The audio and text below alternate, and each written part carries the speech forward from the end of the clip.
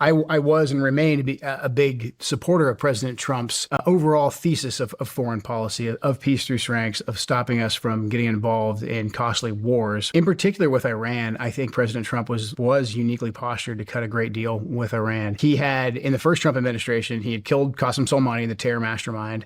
Once he left office, the Iranians went right back up to their old tricks. They funded their proxies. They were attacking our troops in the region. October 7th happened.